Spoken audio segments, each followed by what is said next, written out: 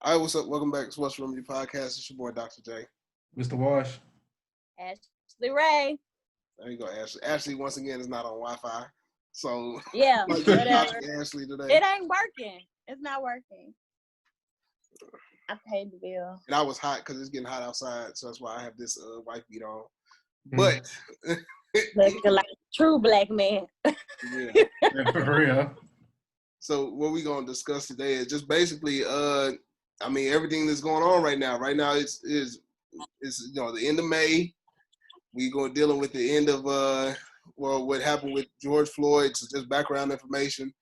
George Floyd was a black man from Houston, Texas, that was in Minneapolis, Minnesota, and supposedly he gave a counterfeit $20 bill to a store called Cup Foods up there in Minneapolis. The policy is if you think it's counterfeit, you got to call it in. So the store clerk called it in. The police came up there, tried to arrest him. Well, they did arrest him. And then he got kind of claustrophobic. So he was like, man, I can't get in the car right now. So on and so forth. And this is all from the document from the arrest record. He said, I'm getting claustrophobic. And so the police took him out of the car. He ended up on the ground. He was already handcuffed, but he was on the ground. He was kind of freaking out because he didn't want to be in the car. And then so I guess because he was freaking out, they decided to hold him down. One of the officers put his knee on his neck, which is not valid hold at all. Put the knee on the back of the neck and left it there. And he kept telling him, hey, I can't breathe. And both the officers told him, well, actually one of the officers said to the other officer, hey, shouldn't we flip him on his side because of excited delirium, which is something I guess they learned in the academy. And the officer that had his knee on his neck was like, nah, he'll be all right. He's talking. So he left his knee on his neck for another 8 minutes. It's all on video. I haven't really watched the video because I don't want to see it. But it's all on video. After about 6 minutes, he had become unconscious. And his knee was still on his neck.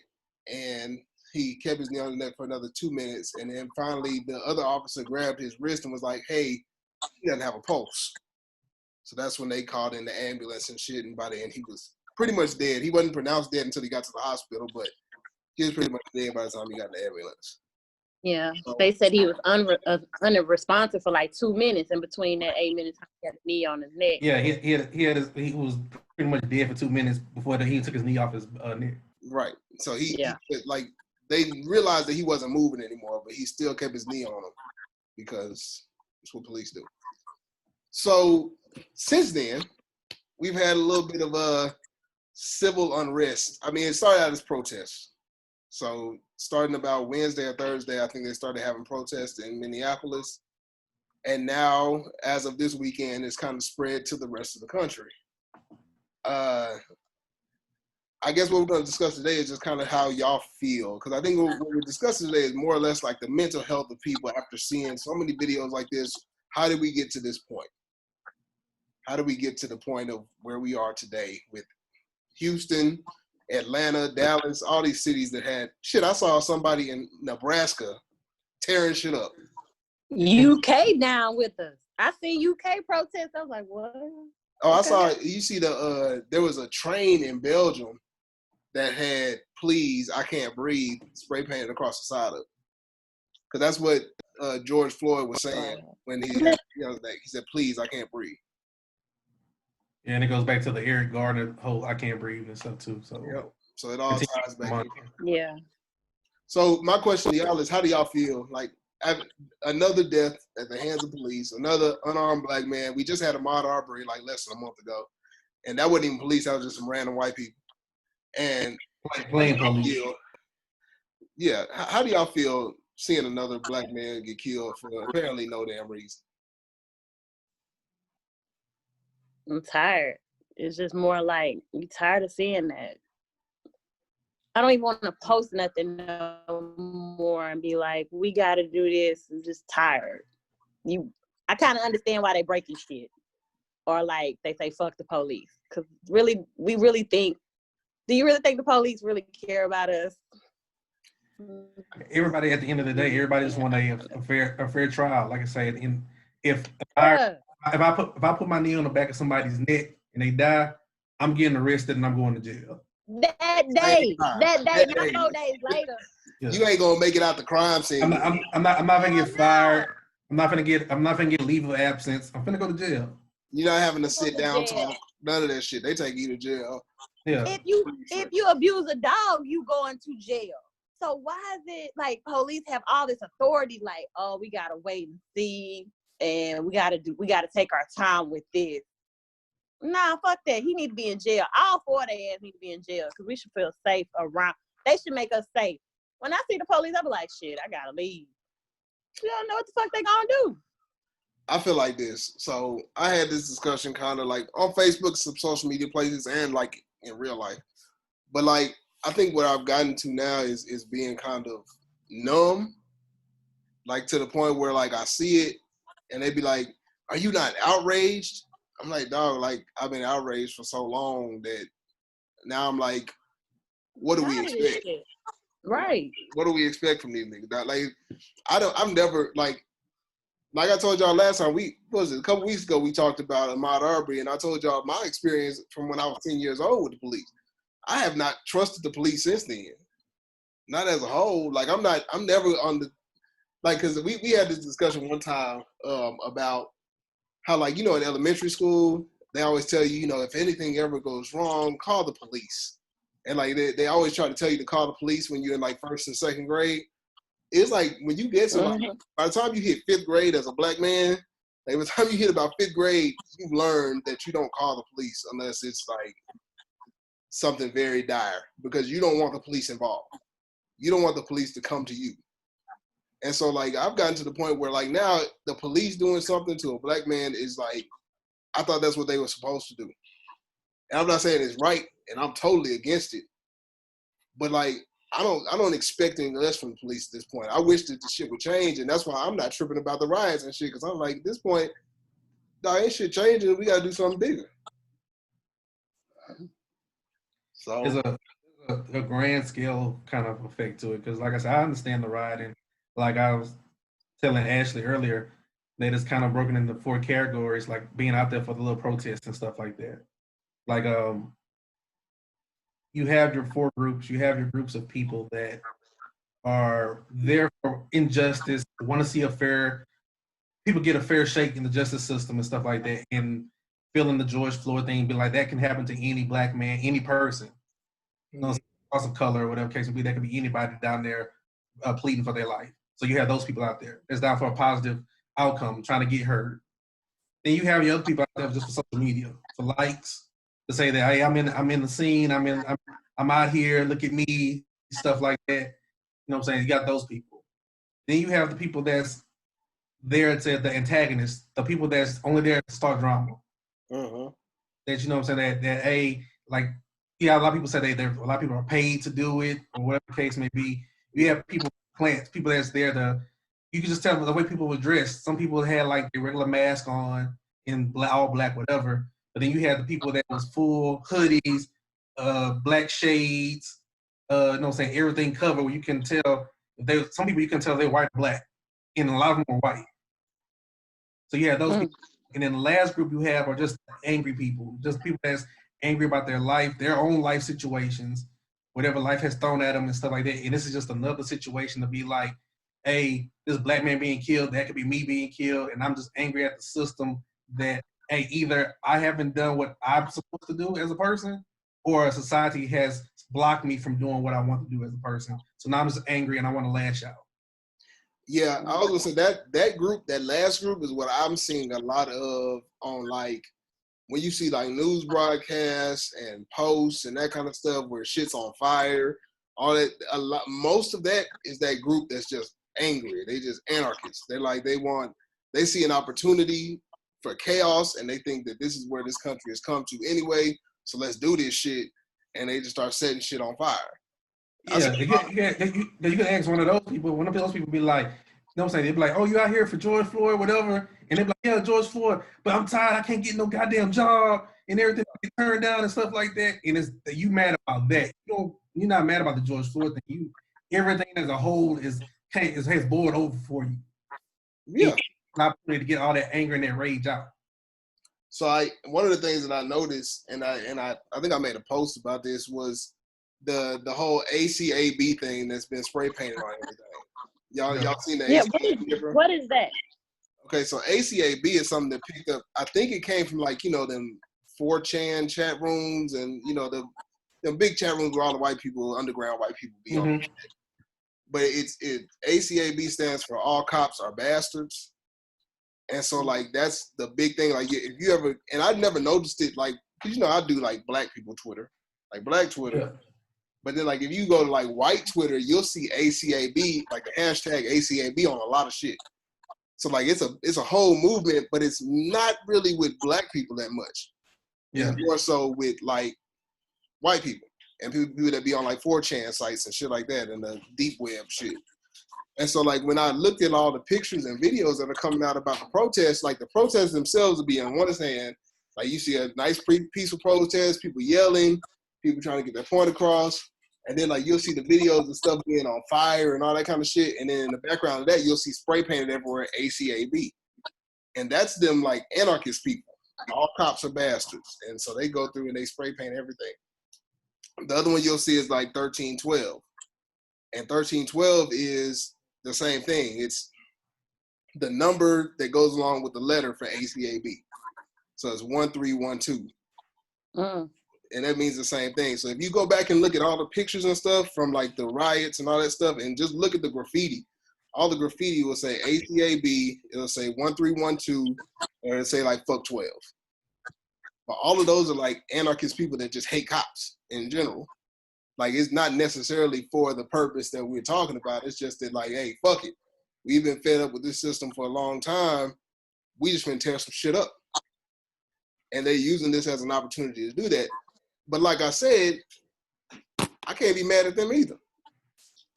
Because I've been mad at this system for a long time too. I mean, yeah. Oh, yeah. So it's fucked. Yeah, no, it's the system's all messed up and everything else. And like I say, you seeing stuff like that. I've seen that on Twitter, just like the hashtag of that, and I'm like, I didn't know what the hell that was. But I don't know the other part of it, and I really don't give a shit. Somebody get mad or say something, whatever. But like the killer mics and everybody else that's on TV talking and shit, that's cool. Cause like I said, I support Killer Mike. You know what I'm saying? As a rapper, as a person trying to get in like social justice and leadership and things like that. For Black folks, I understand that and I appreciate that. And I think that what he's talking about has a great message, and I don't want nobody to get me wrong on that. But you have to understand for the Killer Mikes, the Nina Turners, basically a lot of the Bernie people that back Bernie and stuff, the Black folks that back Bernie and stuff like that, you have to understand that the audience that you're talking to really can give a shit on what you're saying. Right. I can understand what I don't side with Killer Mike with the Bernie situation and stuff like that. I side with him with a lot of stuff that he's talking about. But you're not talking to me. Because I actually go vote.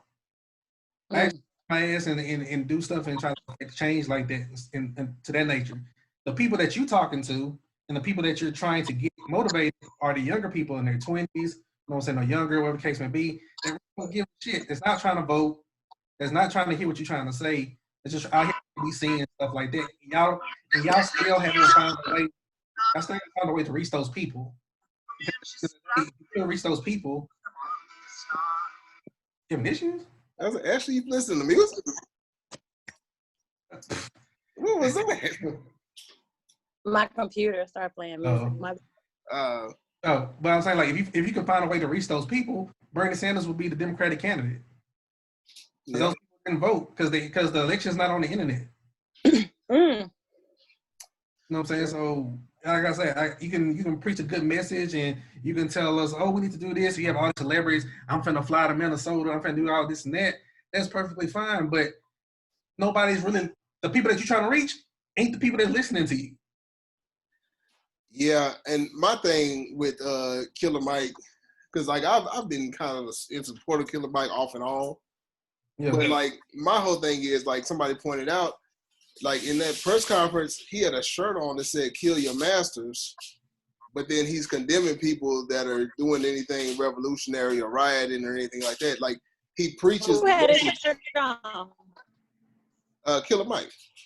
at the press conference in Atlanta last night. Oh. He had a shirt on that said "Kill Your Masters," which is like an allusion to Game of Thrones, where like people are slave. The people were slaved, and then like Daenerys told them to kill their masters, and then they took over, and they were able to be free. And so like you talking about, and then like even in his songs and stuff, he preaches kind of like this revolutionary, not necessarily violence, but definitely along those lines. And so like you preaching this message of like doing all of this stuff, but then like when the stuff starts happening, you're like, hey guys, let's not do that. And like, how about we just get out and rock the vote? Let's go rock the vote, guys.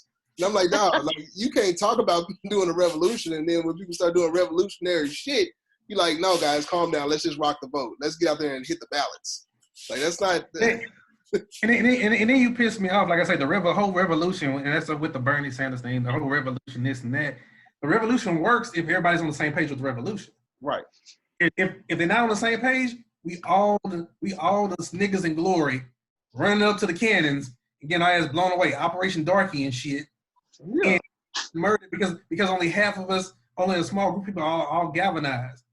Because y'all be like, hey, fuck the world, burn the world up, this thing. Everybody like, hey, I ain't feeling that shit. Because with the election thing, when you gotta think about it, you have the people we need to start a revolution, the younger folks, hey, we need to burn this shit down, blah, blah, blah. You have the black folk over here talking about, hey, can we just get back to normal times? We can have a conversation and get some shit to work. Has it ever been normal times though? Because it seems like this shit ain't never stopped. That's my point. Is that like it ain't never stopped? So ain't no normal times of sitting down talking about shit, because if you look back, 1960, they're kind of doing the same thing. 1992, riots in LA. This shit just does not stop.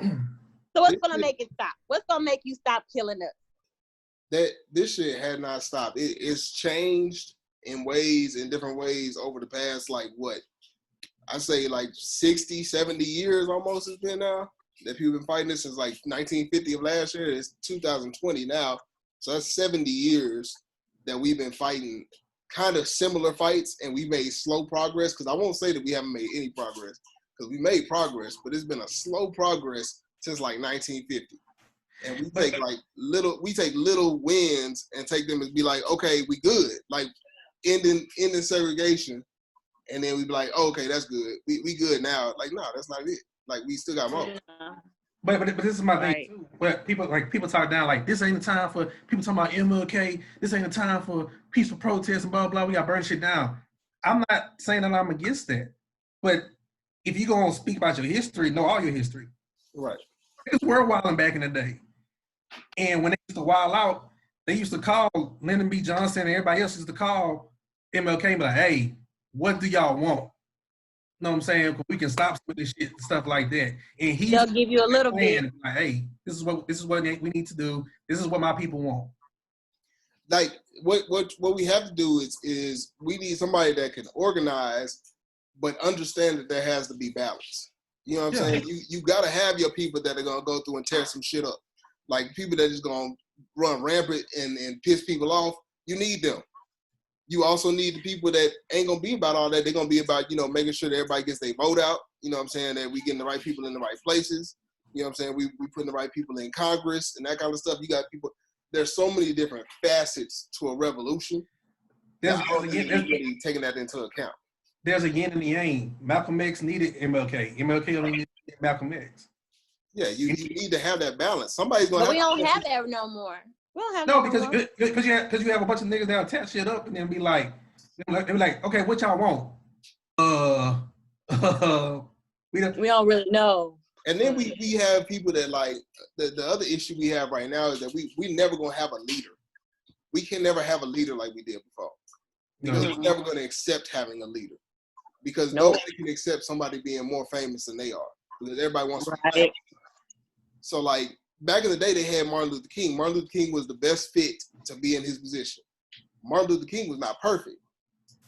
But if Martin Luther King was to come out now, that nigga would have never made it. Martin Luther King would not be Martin Luther King in today's age. Because by the time they found out that he had an affair, everybody would have canceled him. Oh, yeah. So Martin Luther King would last maybe a month. A couple months, he be in the spotlight, then everybody be like, nah, you remember that Martin Luther King? He be fucking white bitches. And then like all of a sudden Martin Luther King ain't nobody no more. Malcolm X, they be like, oh no, Malcolm X used to be a pimp. Like this nigga turned his life around. But nah, I remember that nigga when he was Detroit Red, fuck that nigga. And so like now that nigga had all kind of pictures and shit. They ain't nobody. Pictures of him.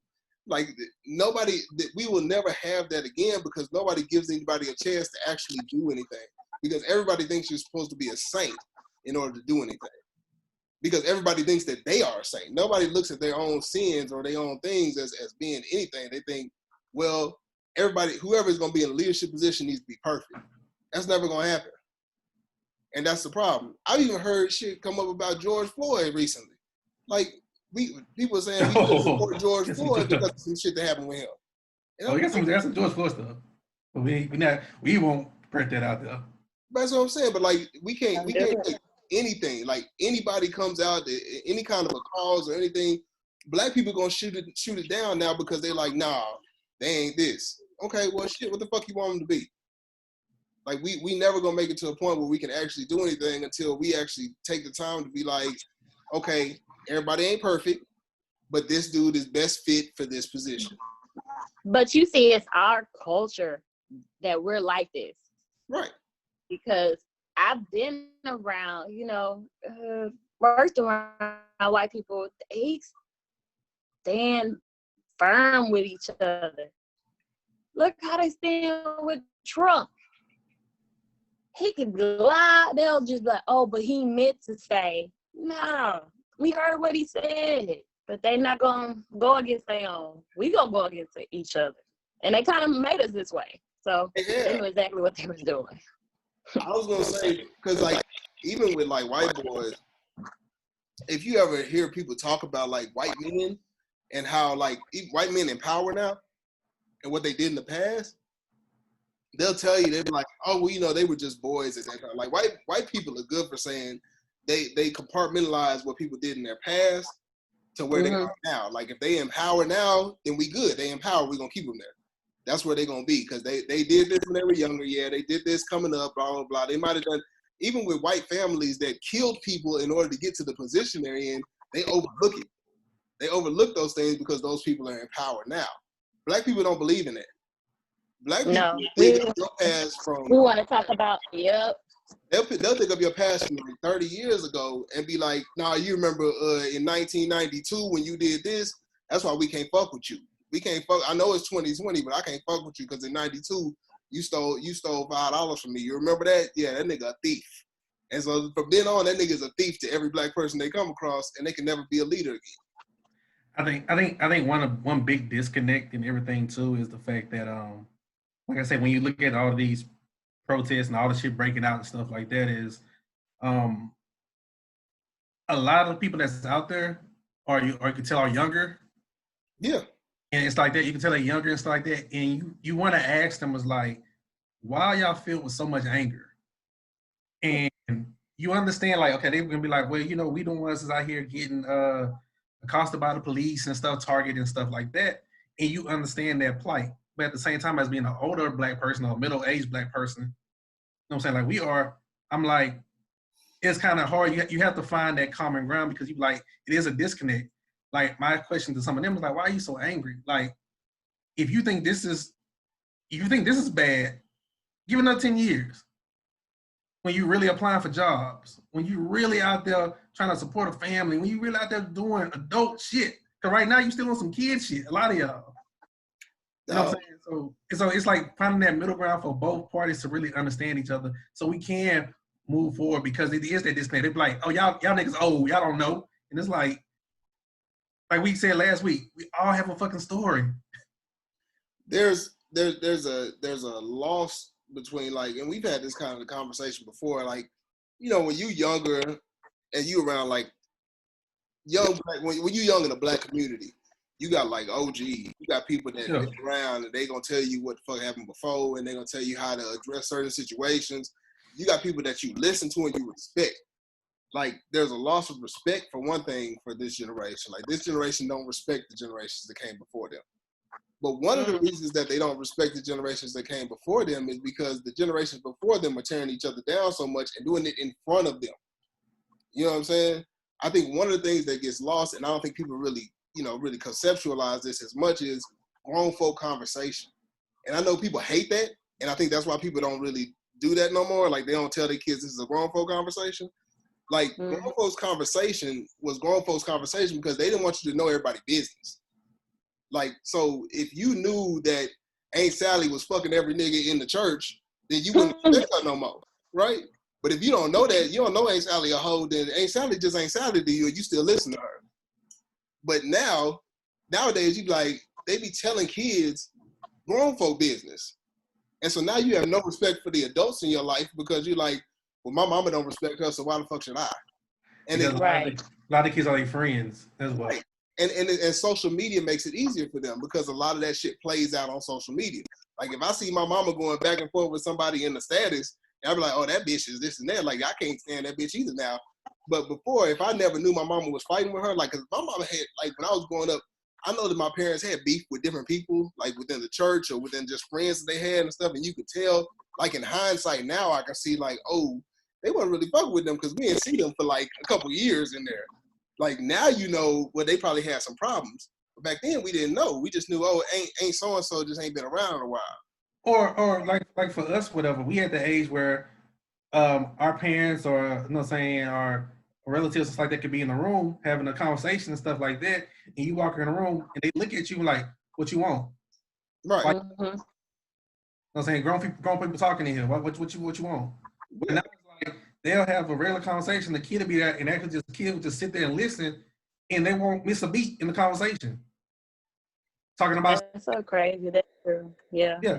That kid shouldn't hear some of the things that's coming out, but then now that kid sees, like you say, sees Aunt Shirley or whoever, Miss Shirley, this and that, and all this other stuff, and it's like now they recall it, and then when they say something or they act on something, everybody want to get mad. Like, why are you talking about that? Yeah. In front of me. Get them kids out your business. That's not the same. It's gonna get worse. Yeah, no, it's gonna get worse. Like I said, because social media makes it worse too. Because even if you're not telling them or you're not having the conversation in front of them, a lot of people be friends with their kids on social media, and then like their kids be able to see all the shit that go on in their life because it plays out on social media on their story and shit. So like now, like where are you hiding shit from kids? Like, and so like you said, going back to the topic, we dealing with kids that are out there tearing shit up because they ain't gonna listen to nobody. Like, why would they listen to you? You are nobody to them, and if you are somebody to them, they already know your past enough to know that you ain't shit. So like, what's the point of listening to you? That don't make y'all mad when a kid. I remember my little cousin told me something that happened to me when I was younger, and now it made me getting her shit worse. That I was just like, so since you know my business, let me tell you about your ass. Like, it don't make me mad. Because I mean, I guess I always view them kids as just being kids, man. And like, they don't know no better. But at the same time, fuck that, they know better. I want to hit her on the chest. Well, I'm saying just keeping it, like I say, keeping it like to a Houston aspect. We talk about with the celebrities and stuff like that. We growing up, you lived in Houston. You know what I'm saying? You like, they be like, yeah, man, Jay Prince did this or that or said this and that. Boys like, hey, you know, I heard the story, so you know exactly what goes on, right? You respect it. Right. What happened with New York with somebody with a chain, whatever, from Appalachia, something, and they called it Jay Prince. Mm-hmm. There were so many people on the internet clowning Jay Prince, talking about, man, who the fuck he's supposed to be and stuff, because it's like you don't have that clout with this next generation. This next generation, you're an old person, and regardless, you can be 30 years old, they're like, you old, you don't know nothing. Exactly. There's no respect for the generation that came before them, so they're not gonna listen to you. That our generation, the millennials, don't have respect for each other. They don't have enough respect for each other for a leader to form out of our group. Because like, who gonna be a leader? The closest we came was what, that dude DeRay. All kind of shit came out about him. Like, as soon as he started moving up, they brought him right the fuck back down. Oh yeah, come on. He failed when he tried to make his blue vest a trademark. Yeah, but that's what I'm saying. Like, people have a fucked up mentality now, like to where like they can't just accept being the leader. Like, if he had just accepted being in his position and just kept working from where he was, that'd have been fine. But he started trying to make sure his brand was in order, and he made sure he was trademarking his blue vest, and Like y'all trying to make a lot of business moves. Like the thing that separates our leaders from like Martin Luther King is it wasn't about building a brand. It was about actually doing what you were supposed to do. Like nowadays, everybody's trying to monetize everything. So like even when they get to the point of being a leader, they're like, okay, so how can I monetize this? I need to make sure my podcast is in order. I need to make sure that I have a branding agent. I need a PR team. I need all of this. And so like it's become more of a business. Like everything has been very, I think capitalism has killed. And because Black people have gone from being from survival mode, which is what we were in throughout the civil rights movement, we were mostly in the survival mode. Since we finally got out of survival mode, we feel like, well, we're in a capitalist society. We need to be capitalists just like everybody else. So like we can't really push for a survival movement when we're complacent with being within the system. And what happens is our leaders are happy to be in the system. Our leaders are like, well, yeah, I'm gonna lead us, but I mean, at the same time, I got to make my money. So like, I'm in the system already. Let me see what my PR team says. Let me see. Well, I need to get a manager. I need an agent. I need somebody that a branding consultant. I need all of this. Because people are down. Some of the leaders we have today, people are down with leading as long as it benefits themselves in the process. They're down for helping others as long as it benefits them as well. Because like as much as we do struggle, because I don't want to negate the Black struggle now. Yeah. But as much as we struggle now, we're not in a point where we may not survive. Like I said before, when we were in the 60s and stuff, we were in like straight survival mode. Like we had to, whatever we got accomplished, we were doing it just so that we could survive in this country. Now that we're not in survival mode, it's like, yeah, we need to get some change. But I mean, while we waiting, I do need to make some money. So, but this is my thing too, and like I say, whoever watches this podcast, if it does get out there and somebody has an issue with something, please just voice your opinion and hey, correct me or whatever. But at the end of the day, we have a lot when it comes to like celebrities and famous people and stuff like that. We got a lot of fucking Nino Browns. We got a lot of people that come and do a turkey drive or do a drive and stuff like that. And we have in our history that a lot of people, young people don't know about, like with Black Wall Street and stuff like that. My thing is, well, we have the Slim Thugs, we have the Trade the Truth, whatever, that buy the block and all that other stuff like that. That's what's up. But if y'all all in the same area, why can't y'all pull y'all resources together and buy hood? Fuck the block. You know what I'm saying? Buy the hood, get the Black bank, get the Black restaurants and stuff like this. All white people are buying up third ward, fifth ward, stuff like that. Why we can't buy a fucking ward? And the thing I hate is like I think that we don't build enough role players. And this could go all the way down to like teaching kids sports in school. We don't believe in role players anymore. Like everybody wants to be a star. Whereas like before you had your people like, okay, let's say like Trader True, Slim Thug, they're gonna buy the block, they're gonna take care of their responsibility there because they not only do they have the money for it, but they have the pool for that. But what would happen before is you would have somebody that would have pool like that would pull up somebody with a different talent. Yeah. So like, I'm not gonna be the public speaker, but whatever, but I'm gonna make sure that this person gets all the respect necessary as the public speaker for this movie. Yeah, I'm gonna finance the project. Yeah. So like back then, people don't realize this because, you know, it's always so like underhanded or whatever, but like what happened a lot of times back in the day was like you had drug dealers and stuff and everything involved because drugs, all that illegal shit was going on with Black people during the civil rights movement. So you had people like Bumpy Johnson and those kind of dudes that were like on the underworld of the Black community that were actually contributing to the movement. And they knew their role. Like their role was, I'm gonna help finance, I'm gonna put people in place, I'm gonna make sure that the niggas that I put in place get the respect that they deserve, so on and so forth. You know what I'm saying? So like, but nobody wants to be a role player anymore. I gotta be in the spotlight. I don't give a fuck if I'm not good at talking or not. That's what I want to do. I want to be in the spotlight. So I can't build anybody up to be there. So like, it's just, it's so many factors that build up to the point that's where we are now. And I guess that's why I appreciate the revolution, like the riots and stuff so much, is because finally it's something different. Yeah. Sometimes it breaks up the minutia. And sometimes you need something different, like you say, riots or everybody to voice their frustrations, for everybody to start listening, or it's not even for the fact of somebody start listening. It's for the fact that somebody may step up from the ashes and be like, let me take a hold of this and lead my people in the direction we need to go. Because we can't have this shit no more, whatever. Like we see the good of everything, and we see how bad stuff can get. Yeah. And now they see how bad stuff can get as well. So let's show these people whatever. Let's lead us and galvanize us to move forward. But like I said, you can't be Nino Browns and serving turkeys and be like, oh, I did my part. It's like you have to say, just like y'all make phone calls and collab on songs, or y'all can collab on other little ventures. You know what I'm saying? Like we should have Black Wall Streets all over the US. Every city should have like a community. Like we have areas in Houston that's considered white neighborhoods and stuff like that, white areas and stuff like that.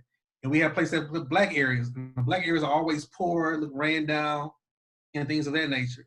So why can't we have our people that has wealth? Because we do have more wealth now than they had when they actually did Black Wall Street. Right. Like more people with more resources. So there was a unification during the time of Black Wall Street that we don't have now. Like there was a like I said before, we were still in a survival mode, because what Black Wall Street was like early 1900. They blew that up in like 1921, something like that. Something like that. Yeah, somewhere around there. So like we still at the point like in the early 1900s, they fresh out of slavery. They're like, we need to stick together. Whatever money we get, we need to pull it together. We need to build up our own businesses and things like that.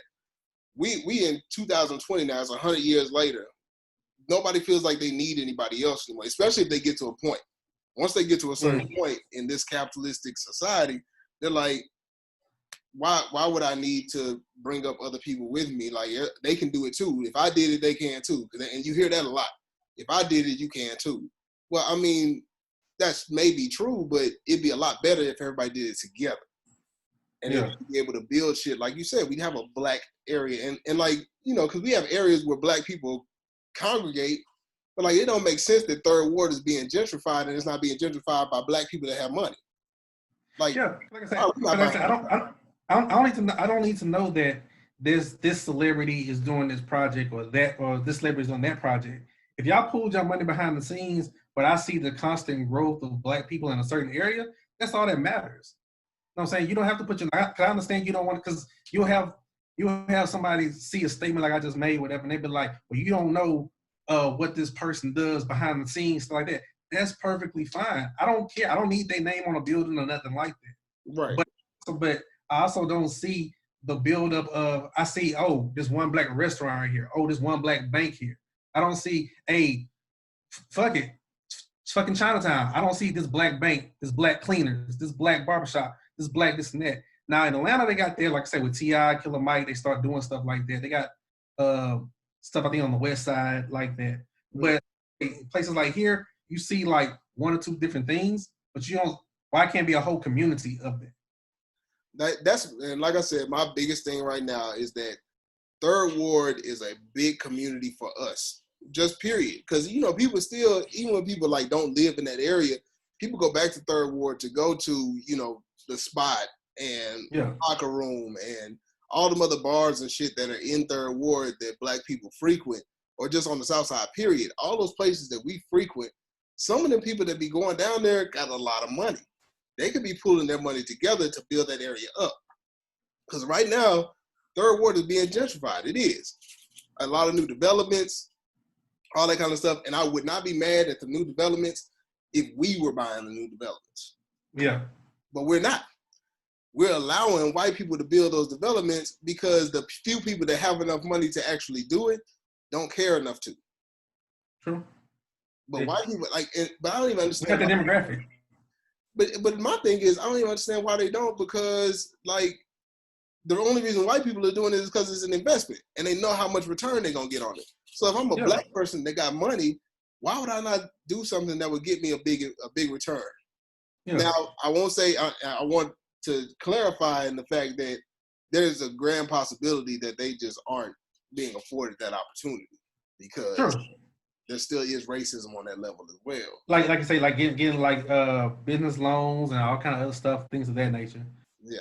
Like that. But that's my point too, as far as like you can have money as an individual and they won't give you your loan and stuff like that, right? Well, we have certain celebrities, certain famous people, certain people with wealth that they can snap their fingers and have some of that stuff moving. Yeah. And stuff like that. But like I say, you do, and then this is my thing, you have to, in the day and age we live in, no, you can't have like, hey, it's like I'm really talking about, like, it really pumped up that black bank, hey, bank black, and stuff like that. I feel that, I understand that.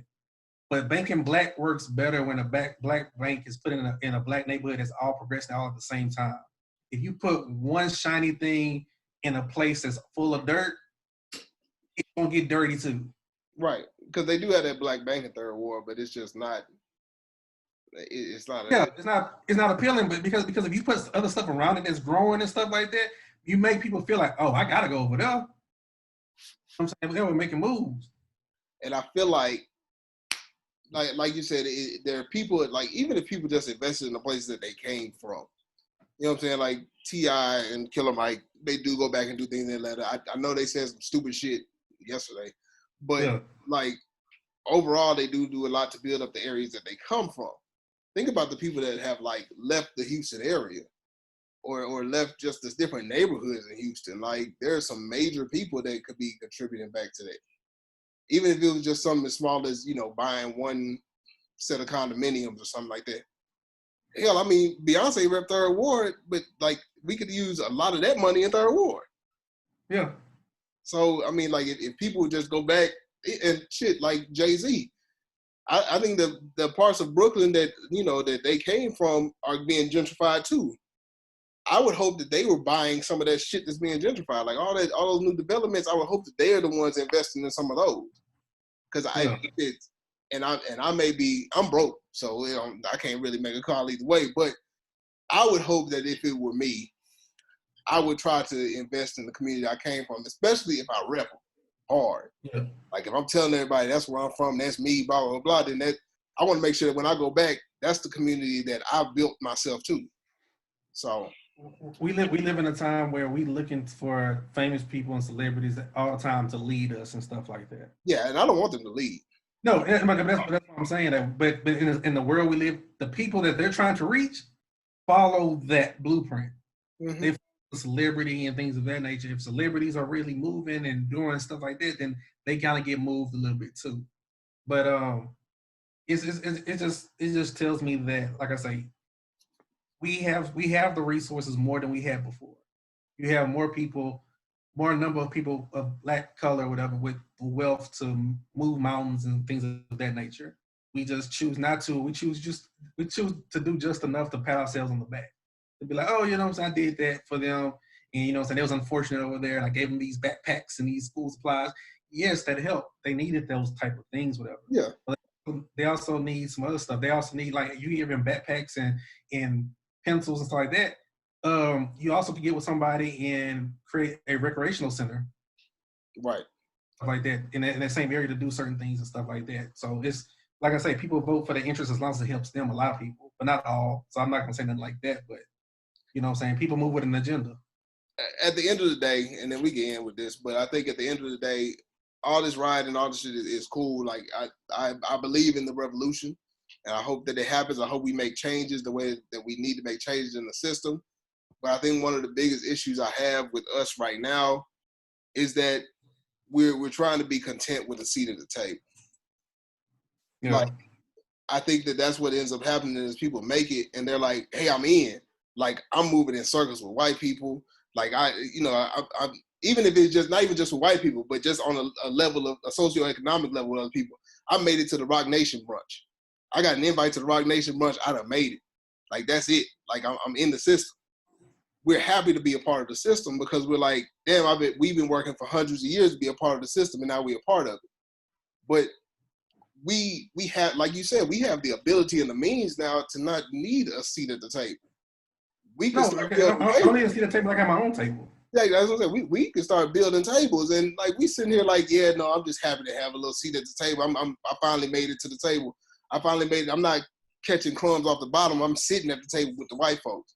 Fuck them. We have, now that you made it there, that's cool.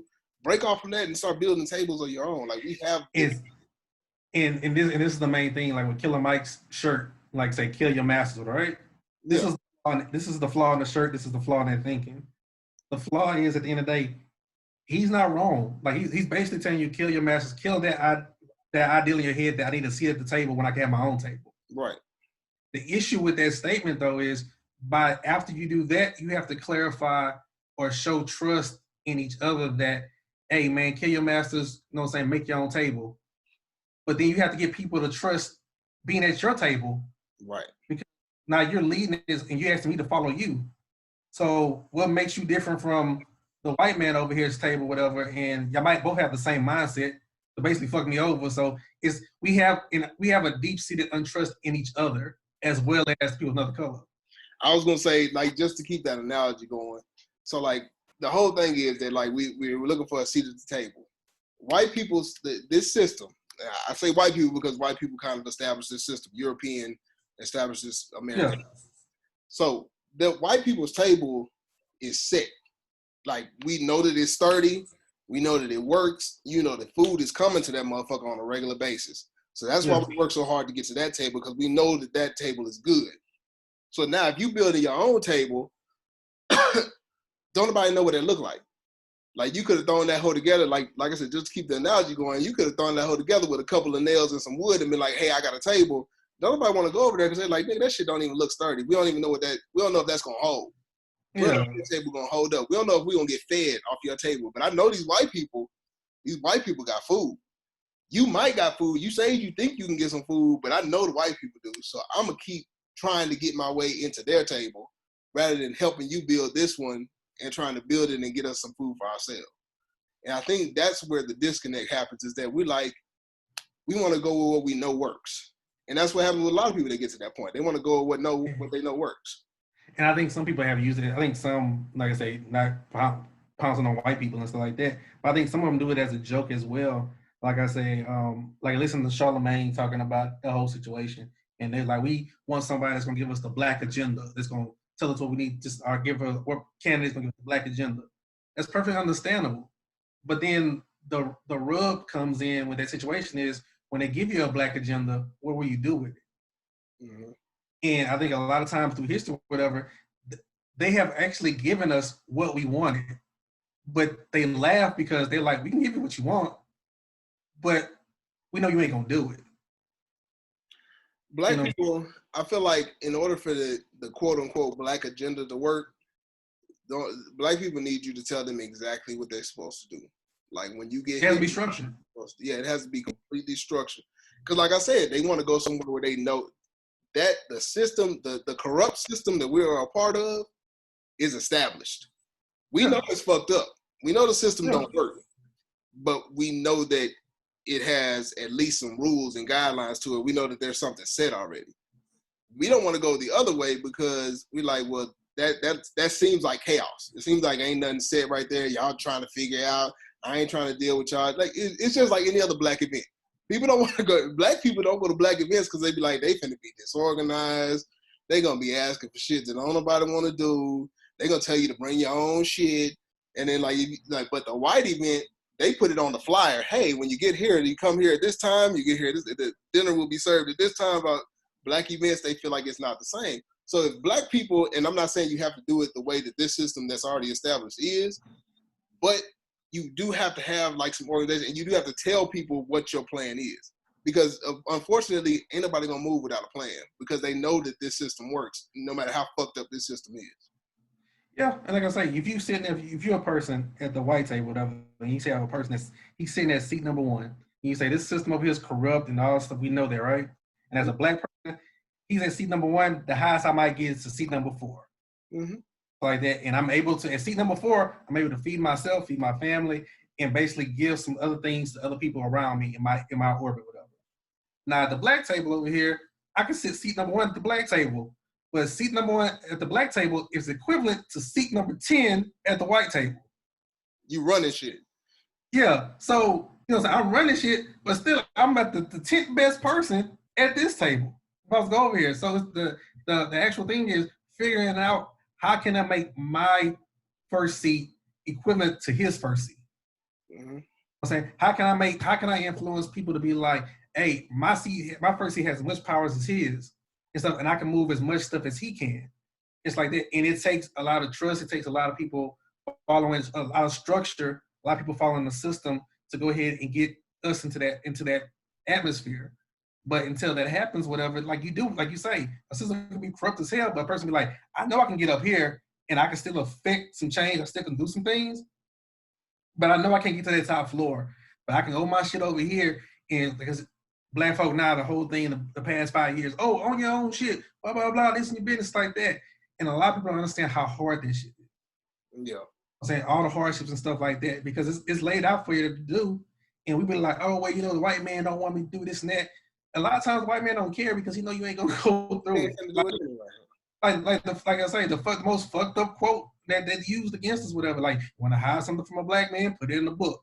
Yep. We don't want to read it. We don't want to do this and that. Tell a nigga like, hey, you can make a 6-figure salary from this job tomorrow. You need to do 2 years of certain kind of educational classes, and you'll be on the road to do that. Nigga, damn, 2 years? I can't get it in a year? Yeah. You know what I'm saying? I can't this and that, and that's the problem we deal with. And they deal with it in other races too. We're just so behind the 8 ball because they know if we were to galvanize and get to that point that we would run shit. That we're anything to stand on, dog. So like one of the things I noticed, and this, like I said, we can end it here. Yeah. One of the things I noticed that somebody had mentioned, I don't know if I saw it online or I was having a discussion with somebody, but they had mentioned that like when you look at other races and even like coming up and like even within our community, I noticed it. Like if you look at people like that have a Jamaican background, like they may have been born here, but their parents are Jamaican or their parents are Nigerian or something like that. They have culture. They have something to build on. Like this is the system that I come from. I'm gonna build a new system based off the system that I come from because I have some kind of a system to stand on. The only system we have to stand on is the white man's table and slavery. Yeah. So we have a choice. We can keep a quote unquote slave mentality, even though I kind of hate that phrase. You can keep a slave mentality and go to slavery route where we just follow orders, or we can do it the white man way and do what they do. And so like we kind of are at a loss in that. And so that's why I think it's taken us a little bit longer to build because we don't have anything to stand on. We don't have a culture to stand on. Yeah, and like I said, we have to at the end we have to stop focusing on entertainment. Like I say, we look at the only way out of situations. Like I said, you got to entertain somebody. You got to be an influencer on Instagram or on Twitter, or you know what I'm saying. You got to do music or play a sport, whatever. We entertain. We don't, and we have black engineers, black doctors, black lawyers, all those things, but we don't put a major spotlight on those professions or those people as much as we look at, if you want to make some quick money without education, without knowing any damn thing, but making people laugh, to be an entertainer. Yep. I'm saying have a skill and then you can do this and that. And then those people come back and try to help out, which I commend and stuff like that. But it's like, if you ain't got the mind and the structure to be like, hey, we have to galvanize the people and build for ourselves, then you're going to do the Nino Brown. You're going to come out and get the turkeys and feel good and pat yourself on the back. Like, man, I did my part. You know what I'm saying? I was here for my people. But you can't give your people some Tic Tacs to eat for dinner or whatever, or for breakfast, and then be like, man, I helped you out and stuff like this. What's up? But now I'm starving for lunch and dinner. Right. You gotta provide. Yeah. But, I mean, at the end of the day, yeah, the system broken. We know that. I think the best way that anybody has said it is burn that shit down and we'll rebuild it from there. But we got to burn down the white folk system too. So that's why I'm not mad at the riots. Whatever them people doing, hey, do what you got to do. But you know what I'm saying? Something's got to change, and it may have to be something very drastic. Burn that shit. And if you're listening to this and you're going to these protests and these rallies and stuff like that, hey man, be safe, because there's a lot of people in these situations, whatever, that's not acting in your best interest. Right. And stuff like that. You need to see them, you need to point them out and be like, because they had a report that came out, I want to say, and